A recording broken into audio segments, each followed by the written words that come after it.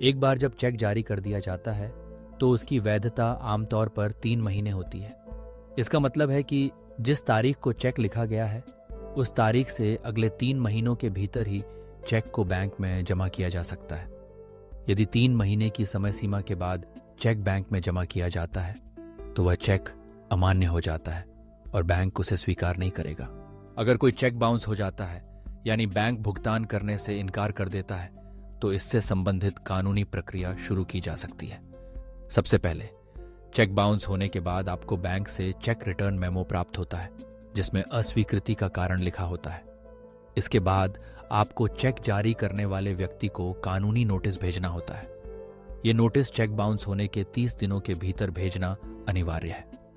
Notice में आपको भुगतान न मिलने की स्थिति का उल्लेख करना होता है और चेक की राशि चुकाने के लिए 15 दिनों का समय देना होता है।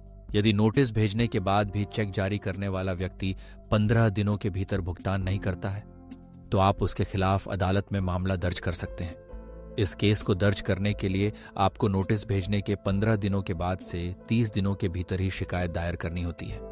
इसका अर्थ है कि चेक बाउंस की पूरी कानूनी प्रक्रिया में समय का बहुत ध्यान रखना जरूरी है। चेक बाउंस होने के 30 दिनों में नोटिस और फिर नोटिस के 15 दिनों बाद से 30 दिनों के भीतर केस फाइल करना आवश्यक है। इस प्रकार चेक की वैधता, नोटिस भेजने और केस दायर करने की समय सीमा का पालन करना आपके अधिकारों की सुरक्षा के लिए बेहद जरूरी है।